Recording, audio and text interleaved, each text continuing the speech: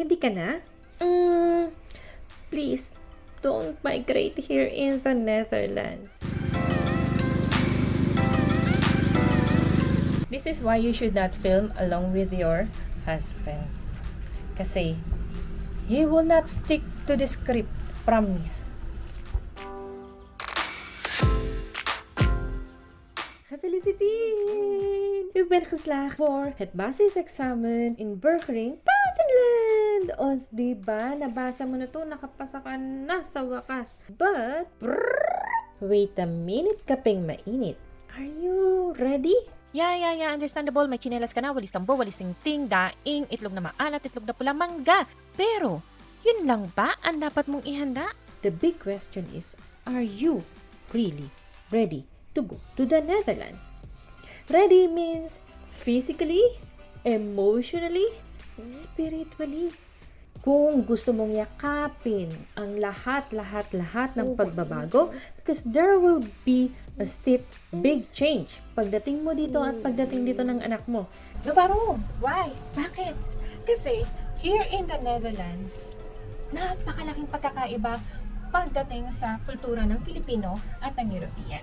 Okay? So, let me share with you and also the boss, the amo, what are the differences.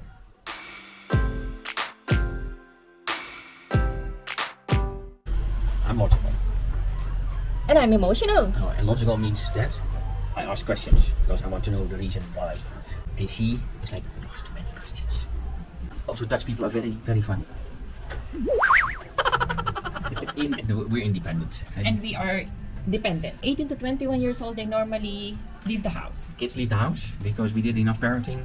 We value that also, independence. And people and kids are allowed to make mistakes also when they're 18 and will figure out the world by yourself. It's very good. You don't need the support of your parents, maybe financially, but not emotionally and in that way. So go out, explore, have fun.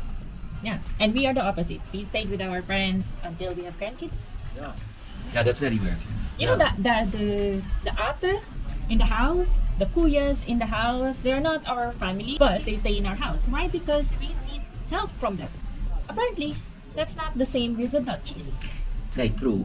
When I met Mel, and also when we were living in Bahrain, it's very customary to have nannies, to take care of your kids.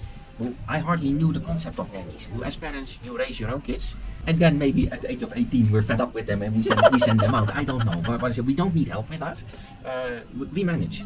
And even the groceries, we do that with 3 or 4 kids, and we just bring them along, and that's it. And that's kind of normal to do in the Netherlands. That's why here in the Netherlands, you will also see some mothers that they have like 2, 3, or 4 kids in the bikes and with the groceries because they do it all by themselves. I even see classmates of Liv, they're like 1 to 2 years the age gap of the kids. No one is taking care of them but the parents, the mama. Okay? She's saying the mama, but in many cases the papa is also involved. Yeah, papa is also involved. And also the omas and the opas. Yeah. But the thing is, the omas and the opas are the grandparents, but they can also say no. It's not like in the Philippines that seems like our parents are obliged to take care of our kids. Here, nee, what they say, and I say that in Dutch, you take the lusten, not the lasten. That means that you have as grandkid or grandparents, you have the kids only in the nice period, but not when they have to eat, when they go to sleep. They only you do nice things with them, and that's it. Because you had the trouble already with your own kids. Yeah, so basically they will just take your kids if they want to go to a theme park or something. To a theme park, to eat some ice cream, like that. To do nice things. Yeah, to do nice things, but not to take care of them. No. And also, don't come to the Netherlands if you're always invading someone else's privacy because we don't like that. We don't like that. They don't like that. Nee, privacy is very important. I've traveled around Asia, and to my big surprise, if you're in a bus in Thailand or something like that, and people will just lay like this to you. Don't bloody do that. I don't like that. Give me my own space. Don't do that. And next to the own space, also if you want to meet me, ring me, send me a message that you want to come over tomorrow at 5 o'clock, and then I'm ready. They always have this afspraak thingy that you cannot even call them during dinner time because it's privacy, and you cannot just knock on the door and say, oh, can I have a coffee with you? No, that doesn't work like that. with them. Set aside maybe very dear friends, or maybe in case of my brother, if he would show up, I would always welcome him.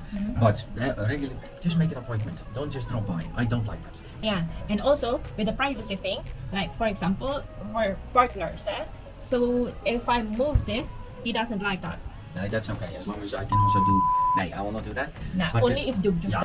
Nah, But- only if Jug Jug. Don't make loud music. And also, if you're in hotels in Asia or something like that, walls are made of paper. It seems like you can literally hear what your neighbors are doing in the next room.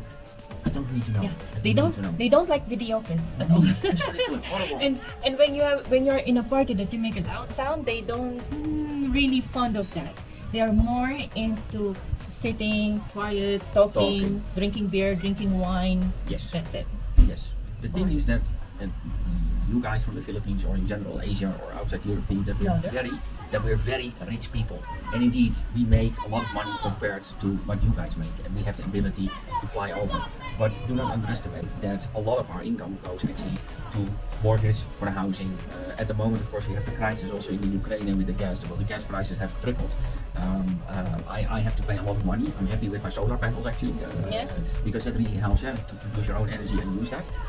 So yes, rich people, money-wise, but we also have to spend a lot of money in order to survive, because living in Europe or in the Netherlands is not as cheap as it is in the Philippines. Yeah, and they have high taxes. Like half of their salaries goes to the taxes.